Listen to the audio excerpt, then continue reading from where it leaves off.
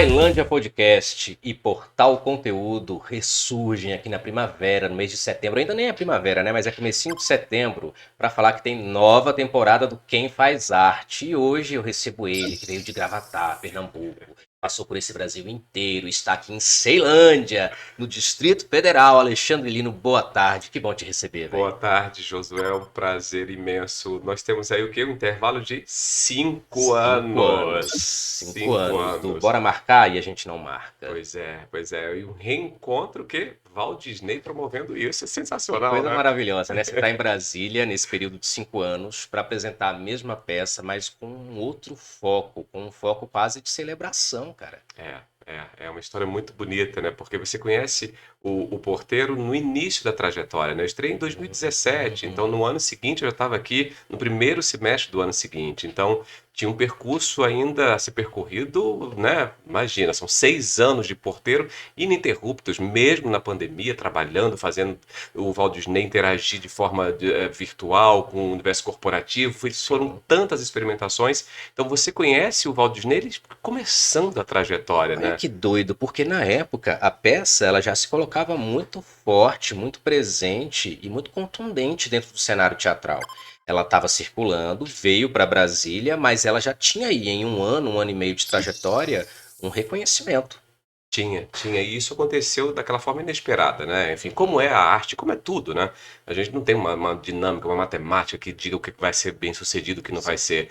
Porteiro foi assim, a gente começa num espaço de 50 lugares no Rio de Janeiro, no Sesc Tijuca, numa sala 2, sala alternativa, e na segunda semana do espetáculo, para nossa surpresa, a gente vendeu, esgotou a temporada inteira, que era de um mês e meio, dois Sim. meses. Isso foi uma surpresa para o Sesc e para nós também. A gente não imaginava o que ia ser, né? A gente estava propondo ali um espetáculo que é uma reunião de condomínio que interage com o público, que 10 pessoas vão virar personagens. Você não faz ideia, você não Sim. sabe se o público vai comprar essa brincadeira. Essa que é a E verdade. quando é que você entendeu bem assim? Comprou. O público comprou a brincadeira do porteiro. Lá no Sesc mesmo, no primeiro ano, já em 2017, eu já fiquei Uhum. muito espantado com a relação, né? A primeira sessão, é interessante que o primeiro espetáculo, no dia 8 de setembro de 2017. Olha só que a gente tá falando de primavera de novo, Olha tá aí, tá tudo vendo? da coisa se repetindo. Então, nesse dia, eu tinha uma equipe imensa para cobrir, assessoria de imprensa, e eu falei, vou filmar a primeira apresentação. E é essa, quando eu preciso revisitar, eu dou uma olhadinha. E na primeira apresentação eu falei, caramba, o público comprou de cara essa ideia, essa proposta. Eu vim entender ali, eu falei, cara, de fato o teatro é um ato de comunhão, né? Sim, sim. De fato o público quer também fazer junto, criar junto, né? Ele se diverte não só em estar assistindo aquilo, ele se diverte de brincar também de fazer teatro, Isso é né? fantástico, porque também denota o quanto você se divertiu na pesquisa e nas suas experiências anteriores com o teatro. A gente está em 2023. Eu não posso saltar para 93 como quem faz bem assim, saltei 30 anos. O que que rolou? O que que acendeu essa chama? O que que fez você sair do lugar onde você morava para tentar fazer teatro, fazer arte em outro lugar do país? A gente sabe porque muitas pessoas no Brasil fazem esse movimento para o Sudeste. Só que esse movimento ele é cheio de aventuras que Paralamas do Sucesso define muito bem quando fala que Rio às vezes é uma cidade de braços abertos com os punhos fechados.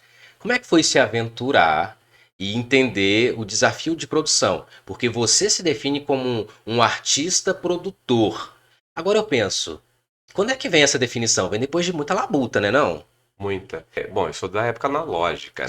Sim, Nós estamos falando de 1993, né? sim, Então, nós estávamos ali no consumo das revistas ainda, dos jornais, né? Esse era o nosso material de conhecimento, né? E os livros, etc, tal.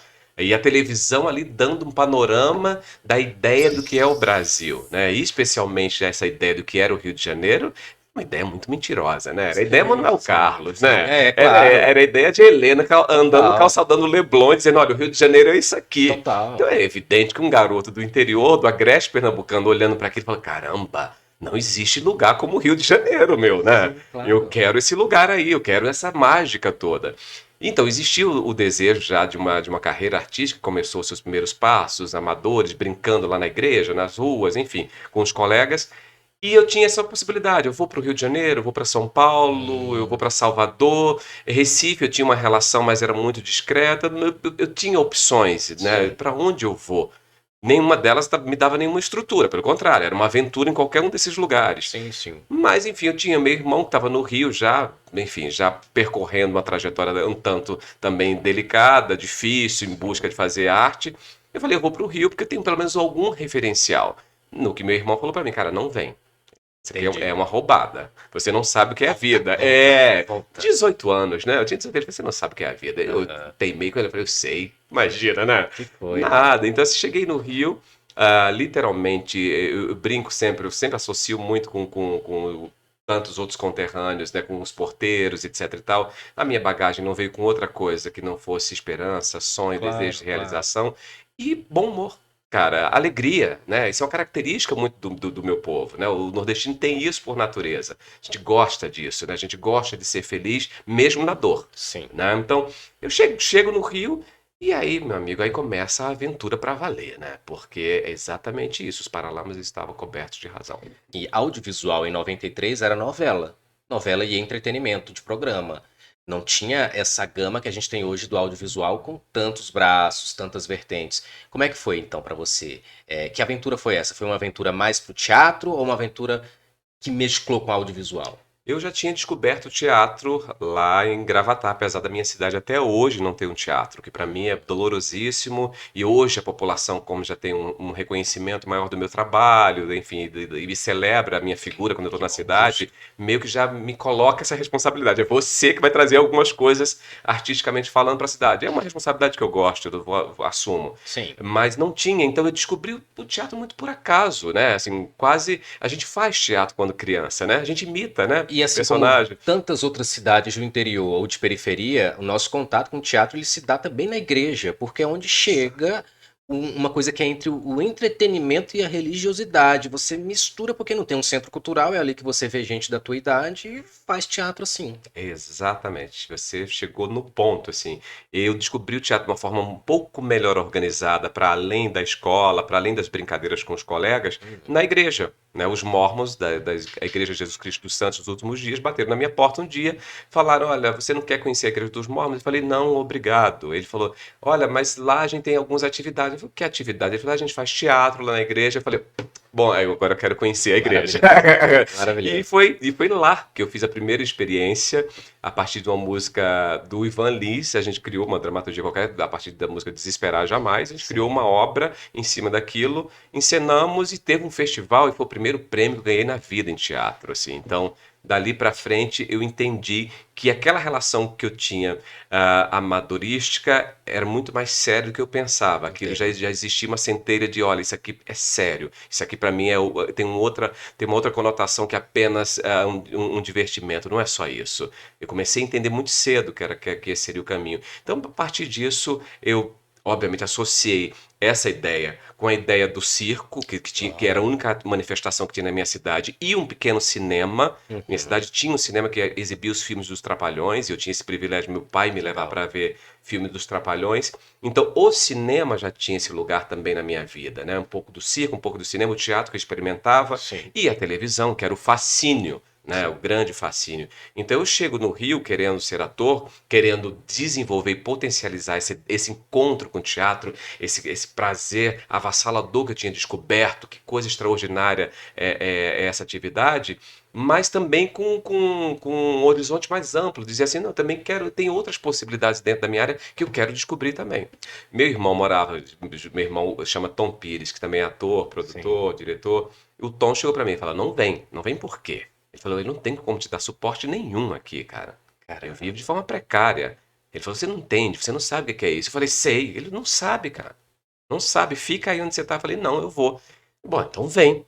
E meu irmão morava, eu fui morar junto com ele, num pensionato no centro da cidade do Rio de Janeiro, onde tinham 4 quartos com 4 pessoas, tinha 2 beliches em cada quarto. Então, eram 16 pessoas desconhecidas. Misericórdia. É. É porque não tinha o conceito de hostel ainda. É, Não. Era de roubada mesmo. é, E aí era gente de todo tipo, assim, você pode eu imaginar, imagino, né? eu morei, sabe aonde? Lá É. no Espigão. Ah, perto, lá na Curicica, né? Que é a sim. cidade dos figurantes. O que Aham, acontece? Todo mundo que tenta uma carreira em televisão, ou quer pelo menos entender como é que é o aham, mecanismo, aham. cai lá no Espigão. Não sei como é que é isso hoje. Sei, sei. Mas era uma república com pessoas totalmente diferentes, com criações totalmente diferentes. Só que um fazia a novela das seis, outro fazia a Grande Família, outro fazia Linha Direta, e você ficava no meio daquilo e enciumadíssimo quando o agente ligava só para um e falava: Ó, amanhã tem Grande Família. E você que era da mesma agência ficava assim: me coloca, me coloca. Então é uma aflição, porque para pagar o aluguel todo mundo tinha que gravar. Então a gente torcia para todo mundo gravar em conjunto. Olha que doideira, É. né, Lino? Você chegou a fazer figuração? É. Não cheguei. Eu acho que talvez uma experimentaçãozinha muito rápida e por engano, que alguém me chamou pra fazer uma participação num filme e quando chegou lá não tinha participação nenhuma, era mentira. É. Fui aquele boi de piranha. Sabe? Quando eu vi, eu tava lá e falei, ué, mas cadê? Não tem? Não, não tem. Nossa. É aqui no fluxo. Eu conheci uma atriz há muitos anos que ela disse que em 85 ela estava lá no Rio de Janeiro como quem não quer nada na Urca assistindo a gravação de uma novela. Botaram ela para gravar a novela, ela ficou assim, gente, que novela é essa? Aí ela tava fazendo figuração em A Gata Comeu. Eu falei, mulher, coloca isso no teu currículo. Que Porque por mais que você tenha maravilha. feito uma coisinha de nada, você fez uma das novelas mais Grande. louvadas da televisão brasileira, que mais entraram no cenário cult de televisão, que é A É. Gata Comeu. Então esses acidentes também são super curiosos, né? Que Sensacionais. massa. Ela tá comigo com Juliana Martins, minha amiga, Sua amiga, irmã, verdade. uma É irmã. verdade. Uma É. vez ela mandou mensagem, acho que foi no WhatsApp, uma conversa Aham. nossa, que eu falei assim, cara, a pessoa que fez A Gata Comeu Ivamp, ela pode tudo. Então, não vou nem contra-argumentar. Pede o que você quiser, né? O que você quiser. Estamos lá no Rio. Começou a fazer teatro como no Rio. É nisso que eu quero É chegar. nisso aí. Então vamos lá. Meu irmão já tinha alguma história com o teatro, ele vinha da formação da escola da Rosane Goffman, etc e Hum, tal. Já tinha o grupo dele, ele estava saindo da escola de teatro, de formação. O espetáculo dele super bem sucedido, acabou indo para Portugal. Foi um acontecimento a formação dele. Mas isso é a história do meu irmão. sim. Ué, imagina, né? História dele, não era minha. Ele já tinha me dito, não vem pra cá. Eu vim, então, agora é contigo. E Claro. foi exatamente o que ele me falou também. Agora, eu já te apresentei aqui, o caos está estabelecido. Sim. Vai embora. E aí eu comecei a procurar. Fui trabalhar né, atendente de loja, fazer aqueles bicos pra gente Sim. sobreviver e pagar o aluguel. E fui procurar. E aí procurava um teste ali, outro teste ali. Então a gente caiu em uma série de roubadas, Hum. evidentemente, né? Fiz muito teatro em shopping, fiz muita adaptação da Disney. Anunciar coisa em posto de gasolina. Meu amigo, Meu eu já me vesti Deus. de árabe, fiquei na praia de Copacabana distribuindo Eu nem panfleto da rio, eu me Vivo. solidarizo e falo, é isso mesmo, irmão. É isso, é sobre isso. É. Agora, Felipe tá no shopping dói. É, né? Felipe tá no shopping dói com o figurino da peça. É. Tanto que hoje, além de ator, também você sabe que eu produzo também, existem umas regras pontuais e básicas para mim. Os meus atores não se submetem, os meus amigos não se submetem a isso. Tá Não que eu certo. acho que isso desonra qualquer profissional, mas eu acho que o ator. Eu acho que a gente pode estabelecer que uma outra pessoa faça isso profissionalmente e o ator seja preservado para fazer outras coisas que lhe cabem, que são mais dentro da seara dele, né? Claro, total. Panfletando flyer de peça, eu encontrei com uma senhora panfletando do reino, Salão do Reino das Testemunhas de Aham, Jeová. aham. E ali foi uma puta ironia que eu falei, caramba, tá aí, né? Os dois tentando divulgar aquilo que acredita. Me dei do seu Deus que eu te dou da minha peça, cara. Vamos nessa, viver. Porque tá É, todo mundo acreditando é no isso que aí. quer, né? Eu quero Exato, que as pessoas acreditem que minha peça é boa e ela quer que as pessoas acreditem que o Deus dela tá maravilhoso. Então, exato. no final das contas, tá todo mundo lutando por um ideal, É. né? E o que dá sentido à vida? E o que dá sentido à Que vida. eu acho que é isso, né? A arte e o teatro, né? Pelo menos na minha vida, ela justifica a minha existência, né? Sim, Eu sim. falo, se a gente não encontra nada que dê esse sabor na nossa vida, fica um tanto chato, né? Porque a Porque vida é já, difícil, né? se já é tão penoso, a gente tem que encontrar fios de poesia nesse ofício, porque ou a gente vira uma pessoa totalmente sonhadora, ou a gente vira uma pessoa totalmente pragmática. Porque a gente também quer fazer isso que você mesmo falou. Eu não quero que quem trabalhe comigo sofra tanto que eu já sofri. Então, dentro dessa minha esfera, eu não vou colocar ator para filipetar, ou tentar dar mais conforto. Uma coisa eu faço muito aqui em Brasília. Eu sempre combino o preço de um cachê de um ator num projeto que eu estou escrevendo, dentro de leis de incentivo à cultura ou de editais, eu combino X reais. Vamos supor, seu cachê vai ser R$ 5.500. Combino isso com o ator. Mas sempre dou um jeito de, na escrita, aprovar 6.500, R$ 1.000 a mais. Esse R$ 1.000 vai ser o teu Uber, esse R$ 1.000 vai ser a tua gasolina, esse R$ 1.000 vai ser uma maneira de você nunca chegar atrasado no ensaio, mas não precisar tirar do teu cachê original. Isso ó, muda. Claro, Muda toda a claro, relação de claro, trabalho. claro, O claro. cara não tira do cachê dele R$ 1.000 de transporte. Tem Uhum. que ser a parte. Só que se a gente não negocia dessa maneira, a gente não favorece um favorecimento que a gente gostaria de ter recebido de alguém antes e não recebeu. É. Então, como produtores, a gente faz essa meia-culpa Uhum. e, ao mesmo tempo, tenta melhorar o mundo das artes, né? Exatamente. E criar um lugar onde o nosso trabalho de fato seja visto como profissão, né? Porque ele vem perdendo cada vez mais essas características, né? Houve aí um impacto tão grande, né, de demonização da nossa atividade, que a gente já luta tanto que a gente nunca estabeleceu uma indústria, né? Essa que é a Sim, verdade, não sim, existe, né? A gente perdeu o cinema, né? Quando você falou lá em 93, não tinha mesmo, né? A Embrafilme tinha sim, acabado, né? sim. Então, a gente já teve tantos reveses, né? Ou seja, o teatro, coitado, né? Dentro das artes é uma das que mais sofre, sem dúvida nenhuma. Então, esse lugar que você faz, eu fico muito contente, porque é para além só da questão monetária, é além da dignificação da profissão, Total. né? É isso que a gente E precisa. por falar em dignificação, quando você traz o porteiro dentro de tantas pesquisas pessoais, interpessoais, pesquisas de campo, para além de ter dado certo na primeira sessão, tem aí uma pesquisa e uma investigação do homem Alexandre. Por que você acha que a potência do porteiro identifica a gente quando a gente vê um teaser de uma peça ou trailer de um filme? É, eu parto de uma premissa que o que me interessa e onde eu me reconheço são nas histórias mais simples e das pessoas mais comuns. A minha essência, né? A minha síntese é essa, né? Sim, Que é o menino do agreste pernambucano, que quero morrer sendo essa pessoa. sim. E eu gostaria muito que me vissem por essa ótica, né? Porque é lá que mora o meu melhor. Eu não tenho dúvidas disso. É que todas as vezes que eu resgato isso, que eu, Lindo. caramba, sabe assim, isso é quando eu tô com minha mãe, é quando eu tô com meu pai, que continuam sendo pessoas muito humildes, muito simples. E eu falo para os meus amigos, o melhor de mim habita no lugar de ter conhecido tanta coisa no mundo, ter estudado tanto e continuo estudando até hoje, mas me faz um homem pelo menos interessante, né? E uma luta constante para continuar sendo alguém com alguma dignidade. E todas as vezes que eu me vejo dessa maneira, é a maneira que eu falo, putz, eu ainda dou certo, sabe assim, Que lindo. eu ainda resisto. Então, fazer o Porteiro, que faz parte de uma trilogia nordestina, que é iniciada com Domésticas, que Sim. depois passa para Nordestinos em 2015 e conclui com Porteiro, é investigar ainda mais esse lugar, né? É me aproximar mais das minhas raízes, é me aproximar mais das pessoas que têm uma relação de pertencimento, sabe? Eu digo que contar as histórias dessas pessoas é contar as minhas histórias também. De uma outra forma. As minhas histórias são um pouco diferenciadas, porque o meu caminho foi outro, foi para as artes, etc e tal. Mas o contexto geral, ela está permeada da mesma atmosfera, sabe? Da mesma essência. Porque agora o porteiro de um homem só, na verdade, vai ser o porteiro de uma galera, porque você expandir da sala de teatro para o cinema, meu amigo, não. E aí nisso sim não cabe poesia, nisso cabe proatividade, Uhum. trabalho cênico, versatilidade e muito culhão para transformar uma obra teatral em cinema no Brasil de 2023, que ainda está maltratado de 2022, 21, Uhum. 2019. Como que é isso para você? Esse assoviar de vem comigo para Uhum. todo mundo fazer o porteiro. Eu sou muito obstinado, né? Mesmo assim, isso é uma característica. Eu fui gestado no início da minha trajetória pelo Abu Janra no Teatro Glória, né? E o Abu é um frasista, além de um grande homem das artes, mas um frasista genial.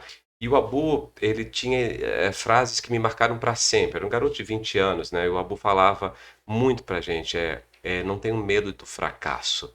O sucesso e o fracasso são igualmente impostores, né? Então ele falava, qualquer mente medíocre tem uma ideia brilhante. O genial é realizá-la. Realizem. Não tenham medo do fracasso. Fracassem. O homem precisa fracassar. Ele precisa pelo menos ter um fracasso na vida. Isso era maravilhoso, sabe? Ele quando convidou Paulo Altran para fazer Arthur Ui do Brecht, ele encontrou o Altran no avião, na ponte Rio-São Paulo, chegou para o Altran. Altran, estou montando Arthur Ui do Brecht, vou estrear daqui a 15 dias no Ducina, vamos fazer comigo? Ele, você tá louco, o Abo? Ele, Altran, você é um ator de sucesso, fracassa, rapaz. Você precisa de um fracasso. Isso é maravilhoso, sabe? E isso chama-se, traduzindo, em ousadia, né? Coragem, que isso era outra palavra que o Abu falava sempre. Coragem! Vocês têm que ter coragem. Essa juventude está perdida, não tem coragem. E eu, inquieto, aprendendo cedo, né, sedento por tudo, e com aquele homem extraordinário ali, eu fui pegando tudo isso. Eu nunca mais esqueci tudo isso. Nunca mais. Isso virou pauta da minha vida. Então, o meu ator, ele nasce ali no Teatro Glória profissionalmente, nos anos 2000, fazendo Patativa do Assaré. Sim. E ao mesmo tempo, a produtora que já estava tudo lá no Glória com a Bucha, eu falou, cara, tu é muito quieto, tu não quer colar aqui com a gente na produção e aprender umas coisinhas, não? Então o meu ator profissional, ele se descobre junto com o produtor, com o cara que realiza, e que aí a reflexão que eu fazia sobre tudo aquilo que o Abu falava quase que diariamente pra gente, né? Qualquer mente medíocre tem uma ideia brilhante, o genial é realizá-la. Eu falei, cara, eu tô entendendo isso na prática. É na prática, Fantástico. você entende? É na prática. É isso que a Fernanda fala, né? O ator, para sobreviver no Brasil, ele tem que se autoempresar. A Fernanda fala isso. Isso não é da minha geração. Isso é desde João Caetano, que é o nosso Sim, primeiro ator profissional. sim. Né? Ou seja, é o que eu falei antes, nós não temos uma indústria, nunca tivemos. Então o que nós tivemos são homens de artes e mulheres obstinados que disseram, não, daqui eu não saio. Então quando eu e o Paulo nos encontramos. O Paulo me encontra, o Paulo Fontinelli, né, o Sim. diretor e o roteirista do Porteiro Filme. Eu encontro o Paulo, ele foi me ver no teatro, vendo O Pastor, que foi um grande sucesso na minha E que eu quero trajetória. falar, né? Por que você coloca o Pastor como um documentário cênico? Não é um documentário cênico, é um documentário cênico. Sim, Por sim. que o termo documentário cênico? Porque essa experiência parte da ideia da fidelidade com as histórias reais, né? Com as Sim, transcrições que a gente gosta tanto como material para criar a dramaturgia da peça. sim. Então, todo esse trabalho, que a parte começa com o doméstico, eu chamo de documentário, né? Então, por exemplo, o porteiro eu chamo de reunião de condomínio, né, tal. Entendi. O substituto chamava de aula espetáculo, o pastor chamava de espetáculo culto. Tudo isso cabe dentro da questão da experimentação do documental na cena. Entendi. E aí eu encontro com o Paulo no caminho, que me viu no Pastor, que me convida para fazer um primeiro trabalho com ele na televisão, numa série, depois me convida para fazer uma participação no filme dele como um porteiro, mas o porteiro já dentro daquela configuração mais discreta, etc e tal, cumprindo pequenas falas, né, pequenas cenas. E isso eu já tinha feito algumas outras vezes também. E eu tinha já executado 2 projetos da trilogia, o Domésticas e o Nordestinos, e ambos tinham sido muito bem recebidos pela crítica, pelo público, pelos meus conterrâneos. Isso virou uma coisa no Rio de Janeiro muito preciosa, né? Que acabou se estendendo para outros lugares. Cara, eu tava no set com o Paulo gravando o Apaixonados do filme. O Paulo falou, Lino, cara, você tem esse porteiro, tá em você, né, cara? Ele falou, você já pensou fazer outras coisas com o porteiro? Aí a gente tomando um café, depois eu falei, vamos fazer uma peça, cara? Eu falei, tá aí a minha trilogia. Aí o Paulo segurou na minha mão, cara. É aí que a gente fala, é quando a gente. São os encontros, né? Eles são definitivos. É quando eu venho a Brasília a primeira vez, e não faço disso qualquer discurso, a boa passagem por Brasília não se dá apenas por um projeto que já tinha repercussão no Rio de Janeiro, né? Se dá porque eu tive quem me segurou a mão aqui. Você foi um desses caras. Você fez um trabalho brilhante de assessoria de imprensa quando eu estive aqui. Aquela decisão nossa de abrir para porteiros levarem suas famílias para assistirem de graça. Porque a Exato. peça, gente, ela era cobrada. Tinha um valor pequeno, Sim. mas tinha, né? E aí a gente tava com medo porque era num teatro de acesso só de carro, né? Não Exato. tinha ônibus. Qual é a força motriz que podia? Ou surgiu essa ideia de os porteiros que fossem acompanhados de seus familiares Aham. entrarem de graça. Lotou. Doutor. Aquilo de verdade, aquilo me arrepia e eu conto com É. muito orgulho, porque eu nem encaro como assessoria de imprensa, eu encaro como uma feliz presença teatral. É. Ali foi um negócio bonito. É. Porque dá medo, né? Você viaja. É. A gente sempre espera que tenha pelo menos metade da casa. Exatamente. Quando a casa vai, você fala assim, uai, o que aconteceu aqui, Deus? É. Né? Isso é legal. Foi bonito, foi bonito, foi um encontro bonito. E a vida vai se construindo assim, né? Então o Porteiro se construiu, obviamente, aí vamos ter um olhar mais pragmático, Hum, né? Quando a gente decide, não é o fato do Paulo ser um cineasta, ter feito esse experimento comigo no teatro, ter percebido que eu já tinha uma inclinação natural para fazer esse personagem com muita propriedade, e aí, óbvio, né? Nós falamos tanto hoje de lugar de fala, de representatividade, eu, sim, eu estou dentro desse lugar, né? Eu sou um migrante nordestino, sim. né? Então eu entendo exatamente que percurso é esse, né? Depois do terceiro ano de peça, a peça não parava, ela só acendia, a gente começou a aumentar o tamanho do teatro, porque estava pedindo mais público e tal. Falou, isso dá filme, Lino. O que é que você acha? Falei, acho que nós vamos fazer um filme, Paulo. E aí, 3 anos depois, estreia o Porteiro filme em todos os cinemas. Que tá agora nos cinemas espalhados por este país com um grande elenco. O trailer do Porteiro é muito divertido de assistir. Aí, como é que foi juntar essa galera linda pra fazer o Porteiro, o filme? Olha, foi um presente, porque tinha uma máxima que começou a circular no set de filmagem, que era, gente, isso aqui não é trabalho, isso é a festa do Lino. Olha, Era a festa do Lino, porque o elenco são todos meus amigos, né? Exceto o Maurício Manfrini, né? O que sim. todo mundo reconhece como Paulinho Gogó. Manfrini, querido, ele era. Eu sou muito amigo da Cacau Protásio, sou padrinho de casamento da Cacau. Nós temos uma relação de irmãos. Tamanho o nosso afeto. Cacau fez domésticas comigo nessa primeira Aham. imersão no universo nordestino, buscando essa questão do migratório. Mas aí nós queríamos o Manfrini para fazer o filme, era um pedido da distribuidora, né? Aham. E aí, automaticamente, como eu estava cercado por amigos, imagina, Cacau Protásio, Rosane Goff, Juliana Nossa. Martins, Andréa Veiga, É. Sueli, todo mundo eu conhecia, sabe assim, tipo, pessoas que eu tenho relação. E aí você fica um pouco na dúvida, né? Como é que vai ser? Aí eu cheguei pra Cacau, falei, Cacau, tu é minha irmã. Aham. Cacau já trabalhou muito com o Manfrini, né? Na televisão, já fez 2 ou 3 filmes com o Manfrini e tal. Falei, Cacau, Manfrini.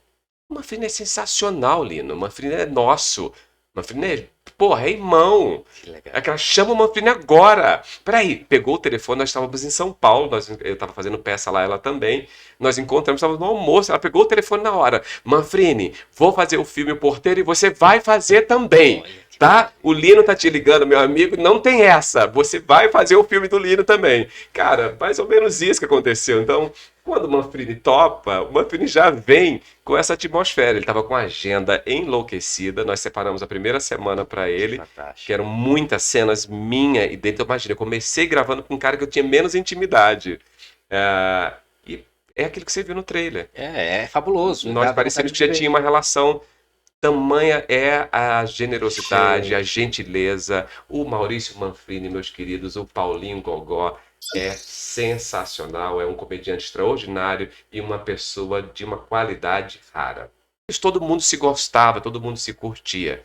Então, o Porteiro está recheado disso. Tá vendo? Olha só. Tá em cartaz, gente. Tá em cartaz agora. Vai na internet, pega o celular, vê quais são as salas de cinema na sua cidade para você assistir O Porteiro, o filme. E aí você vai entender por que que a gente tá falando dessa obra de uma maneira tão apaixonada, né? Bom, falamos do Porteiro, você falou aí de Andréa Veiga. Eu sei que eu tô devendo uma visita ao Rio de Janeiro pra gente ir pra um restaurante pra trocar uma ideia com a Andréa Veiga. Só um aposto, um pequeno vocativo. Andréa Veiga é a Paquita Mor. É a primeira Paquita do show da Xuxa, é a Paquita única, que todo mundo sabe que é Paquita, porque existiu essa mulher um dia na manchete que chama Paquita. Ela inventou a profissão. Ela inventou a Ela profissão. inventou a profissão. Desculpa, século 20 e 21, Paquita só nasceu ali, tá? O registro com Andréa Veiga. É, vai rolar. Vou pra Rio com calma, vou pro Rio com calma, pra gente se encontrar e fazer esse rolê, porque também admiro muito ela como atriz. Ela tá em cartaz agora numa novela, né? Na Ela tá Record fazendo TV. Reis na Isso. Record TV, tá muito bem. E você viu o documentário da Xuxa? Vi, claro, tô assim, ó, me tremendo Só até da agora. Andréia no primeiro episódio, né? Eu falei, Andréia, poxa. A mulher explica a trajetória dela desde a manchete. Aquele é fantástico, aquele é É, muito é. fantástico. E você falou uma coisa, né? Pra quem não é do Rio de Janeiro e acompanha a televisão, às vezes é muito difícil entender essa divisão de quando um ator tá fazendo uma novela na Globo, quando ele vai e faz uma novela na Record. É porque os canais, pra quem tá de longe, parecem distantes, mas Record é Vargem Bonita, Vargem Grande. Vargem Grande e Globo Curicica, Curicica. Jacarepaguá. Gente, é o quê? 20 minutos de É carro? uma reta só, na verdade. É. Não sai da reta. É. Você segue a Estrada dos Bandeirantes, só É isso. porque pra quem tá longe, parece assim, cara, saiu da Não. Globo, foi pra Record. Gente, eles só. Vizinhos. É, de Literalmente fato, né? vizinhos. E como é um mercado audiovisual muito recorrente, você também é um profissional muito recorrente em obras de ambas as casas. Nina, você tem noção de quantas novelas você fez, de quantas novelas, minisséries você atuou? É muita coisa, velho. Não, Porque toda hora você tá em um canal diferente. Graças a Deus. Toda hora. Tem esse É muito lugar. comum a minha mãe falar bem assim, eu vi aquele teu amigo na novela das 6. Eu falei, é o Lino, só pode. É. Que coisa Tem. fantástica. Eu tinha muita vontade. Quando eu chego no Rio, óbvio, um grande desejo era fazer televisão, experimentar a TV, né? E começou cedo, assim. Eu não lembro a primeira coisa que eu fiz, eu acho que foi Aquarela do Brasil, que foi um seriado. 2000. 2000, por aí. Logo no comecinho também. Legal. Mas teve a geração linha direta, né? Assim, tipo, eu fui rei do linha direta, gente. Olha só, gente. Só que ele era o bandido de boa, eu era o bandido peba, porque eu fazia figuração especial, tá vendo como é que é a vida? Eu tava sempre nas cabeças. É. Ou eu matava, ou era os quartejados, entendeu? Então, eu fiz muito linha direta, cara. Que coisa linda. Eu fiz muito, eu não lembro. Linha direta é uma coisa que eu não sei mensurar Mas quanto eu fiz. não tem mesmo, sabe por quê? Eu devo ter feito uns 15. E eu no quarto eu falo, cara, Pagou muita conta, gente. Nossa, né? pagava pouco, porque era o programa que pagava a menor. Exatamente, Né? exatamente. O menor cachê. Mas, cara, vou te dizer, aprendi o que era plano, contraplano, observar o que era grua, função de grua, gravando linha direta. Claro. Porque eram situações meio apoteóticas, Claro. misteriosas, então tinha uma direção de fotografia legal ali. Tinha, não, e tinha exatamente essa questão de utilização de diferentes equipamentos, né? Trilho, grua, Steadicam. Mas a primeira vez que eu corri com Steadicam me perseguindo foi em linha direta, porque eu tava sendo perseguido no matagal, não sei o que. Olha, Lino, aqui tá a câmera, você vai correndo que o cara vai atrás de você. Pode ir, tá? Fantástico. Não para porque o cara tá te perseguindo. Cara, é sensacional. Né? Pra mim foi escola de TV. Escola de TV. Aprendi muito. E você sabe que antes do Linha Direta, muitos colegas como nós tinham como escola de TV o Você Decide. Porque Sim. dentro da linha de show era muito parecido o formato. Exato. Que coisa bacana. Resgatavam tragédias, né? Exatamente. Você se capítulo. destacou numa novela da Record como Xavier. É. Amor Sem Igual. Amor Sem Igual. Que foi uma novela que, enquanto todas as outras estavam sendo repetidas, ela se manteve inédita na pandemia. Exatamente. Como é que foi isso, cara? Cara, foi lindo, assim. Eu tenho uma relação muito, muito feliz com a Record, né? E também muito boa com a Globo. Enfim, por isso esse trânsito constante. Sim. E na pandemia, a Record tinha me contratado para fazer essa novela. Antes da pandemia, Eu lembro. havia o contrato para fazer Amor Sem Igual. Nós começamos a gravar e aconteceu a pandemia. A Record nos mandou para casa, ficamos 3 meses sem gravar, mas tínhamos uma frente, etc e tal. Então, resumindo, todas as novelas caíram, todas as emissoras, porque não tinham muita frente. Isso. Começaram a reprisar outras novelas. E a Record continuou com alguns capítulos inéditos ainda de Amor Sem Igual, né? Se estendeu ali, sei lá, mais uns 30. Então ficou sendo a única novela com capítulos inéditos. E eu tive a sorte, cara, foi a novela. Essa foi uma novela que eu fiz inteira, né? Enfim, Gênesis foi uma outra. Eu fiz algumas na Globo também, Malhação, totalmente demais. Enfim, fiz seriado também com A Cara do Pai, que eu fazia um porteiro também e tal. Mas aconteceu uma coisa no Amor Sem Igual, que é aquela coisa muito característica da novela, né? Que é a Cristiane Friedman, que era a autora. Era um personagem, a princípio, com a sinopse muito pequena, era a menor sinopse que nós tínhamos dos personagens, mas da autora, ela está te observando no desenvolvimento da novela. Fazia um motorista, né? O Xavier era o motorista do Ron Alba e tal. Então era muito comum quando o patrão pergunta, você fala assim, senhor, né? Sim. Eu comecei a mudar um pouco para perfeitamente, senhor. Isso era uma expressão que eu usava, em vez de sim, senhor, né? Não, era perfeitamente, senhor. E aí a Cristiane começou a absorver isso no texto. Ela já não colocava mais sim, senhor para mim, ela colocava perfeitamente, senhor. Falei, gente, olha, que coisa interessante, a autora tá olhando para o Xavier, né? E aí, no meio da novela, ela começou a mudar. O Xavier começou a ter uma curva que eu falei, ué, o que tá acontecendo aqui? E criou-se uma tal cena que o portal Conteúdo acabou noticiando isso. Porque foi boa. E foi muito. O que se divulgou é exatamente o fato do personagem ser pequeno e ter tomado essa dimensão. Foi um plot. Exato. E aí o Xavier acaba virando um dos vilões da história. Que massa. Do nada, assim. Só que antes disso, o Xavier, ainda parecendo não ser um dos vilões da história, é acusado pelo patrão, né, de ter Sim. cometido algum delito, lá, alguma coisa nesse sentido. E eu vou pra cadeia e sou, enfim, né, massacrado, né? Os caras me torturam, etc e tal. E é aquela cena que você fala, uau, É um né? cenão, é um Tipo, cenão. cenão. E aí foi muito bacana, porque foi eu, Thierry Figueira, ficou meu grande amigo depois dessa cena, e um outro ator. Nós nos conversamos muito dias antes sobre a dimensão dessa cena. Aí eu tive preparação com a Fátima Toledo para um trabalho. E eu acho que o método da Fátima, ele serve muito para determinadas questões. Eu não sou do tipo que jamais. E eu acho que o ator tem a escolha de fazer Sim, um sim, trabalho com a Fátima preparando, estudar com ela no curso ou não. É uma sim. opção. São Eu métodos. acho que o método funciona para algumas situações. Por exemplo, essa, eu falei, esse método vai funcionar muito. E aí foi o que eu combinei com o Thierry e com os outros dois que me espancavam. Eu falei, Que legal. queridos, vamos lá. Vamos para valer. Com todo cuidado, Claro. mas vamos para valer. Me surpreendam, que é onde a gente vai acontecer melhor. E foi, cara, e foi bonito. Foi a primeira vez que eu tive num set de televisão que eu vi o set parando, sabe assim, tensionando o set. Dali a gente falou, cara, eu acho que isso deve ter ficado interessante, pelo menos, Que porque. bacana. E foi lindo. Depois a Enquanto. repercussão foi muito bacana. E daí pra frente, aí a Cristiane começou a escrever cenas mais longas pra mim. E aí Xavier virou filha da mãe no final.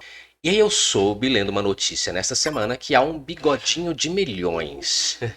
Que você não permitiu retirar o seu bigode para a novela atual das 6, porque você tem o Porteiro e outros trabalhos que são a sua marca. Cara, o pior é que essa história tá correndo, assim. Eu cheguei pra gravar uns capítulos de Amor Perfeito e desde 2012 que eu assumi esse bigode, definitivamente. Antes eu tirava, colocava. 2012, quando eu fiz Domésticas. Sim. E a partir de Domésticas eu comecei a trabalhar, a coisa começou a tomar mais volume. E era assim, variavelmente, quando me ligavam, produtor elenco, depois eu comecei a ter meu empresário, e mesmo assim, meu empresário já chegou pra mim e falou, olha, não tira o bigode. Ponto. Tá? Não tira o bigode. Só tira quando eu te pedir. Tá? Não faça isso sem que eu te peça. Sim. Falei, ok, tá combinado. E quando me ligavam diretamente, primeiro perguntou: Oi, Lino, tudo bem? Como é que você tá, querido? Você tá no Rio? Onde é que você tá? Tá disponível? Não sei o que tal. Você tá de bigode? Isso começou a virar uma recorrência, sabe assim, tipo, falei, cara, essa galera não tá querendo o Lino, tá querendo o meu bigode, né? Eu falei, opa, então vamos lá. E isso, eu falei, não vou deixar de trabalhar, tirar um bigode para trabalhar. Aí eu chego para fazer Amor Perfeito, não tinha passado por caracterização. Cheguei na hora quando eu sento na cadeira do maquiador, ele falou, vamos dar uma ajeitadinha aqui no cabelo, tirar o pé, não sei o quê. Ele e o bigode, podemos tirar? Eu falei, de jeito nenhum, meu amigo. Se você tirar meu bigode, eu vou parar de trabalhar. Isso aqui é o meu Claro, sustento, entendeu? claro. Imagina agora tu divulgando o Porteiro sem o bigode tão característico do Não, Porteiro. não termina a possibilidade. Você, jovem, que está começando a sua carreira em artes cênicas, preste atenção nisso que esse homem acabou de falar. Isso é sobre autocuidado, isso é sobre autopromoção, isso é sobre produzir sua carreira, cara. É pensar no futuro, é previsibilidade, né não? É. Tá vendo? Eu falei que essa conversa ia ser de boa, rápida e cheia de informação. Tá acabando, Lino. Já? Olha que louco, né? Como uma É, boa conversa tem que ser. é. E aí agora você está voltando para o Rio, você está na verdade anunciando o filme em diferentes partes do Brasil. Uhum. Qual é a expectativa aí para o Porteiro, o filme? Olha, estou muito, muito, muito feliz com o resultado por ter o filme. É um filme que me enche de orgulho, mesmo assim, sabe? Tá ali os ingredientes que eu acredito, sabe? Que é humanidade, delicadeza, humor, alegria. Eu me reconheço dentro daquele filme. E os meus amigos e aqueles atores incríveis, admiráveis, né? Todos compraram essa ideia. E o Paulo é um cara que ele gosta desse humor sutil, do humor delicado, do humor que tem cuidado ao abordar o outro. Não vale tudo pela piada. Essa é a máxima do Paulo. Então isso foi impregnado no nosso set. Então eu tô feliz pra caramba. O que é que eu quero do Porteiro? Eu quero que todo mundo assista o Porteiro, eu quero que todo mundo se divirta com o Porteiro. Eu quero abraçar também todos os porteiros desse Brasil, porque é a eles, sobretudo a eles, que eu devo esse filme. Meu amigo, muito bom te rever. Muito bom te rever aqui. no Tailândia Podcast, que fica exatamente entre duas cidades de periferia de Brasília, Taguatinga e Ceilândia, por isso o nome Tailândia. Muito bom. Te receber aqui neste entrelugar é também uma síntese do teu trabalho, e isso me deixa muito mais lisonjeado com a tua presença, porque são nos entrelugares que as boas histórias acontecem, que os bons causos surgem, e que isso te sirva como força motriz para futuros trabalhos. Eu estou bem feliz de te receber aqui, Lino, de verdade. Igualmente, eu fico muito feliz pelo nosso reencontro. Feliz. Ele é só mais um de uma série de todos que virão por aí, inclusive Que um bom. jantar com o André Veiga. Elaia.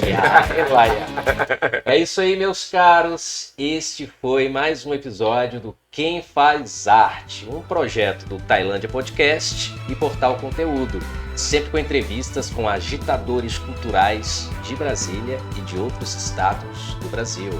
Até mais.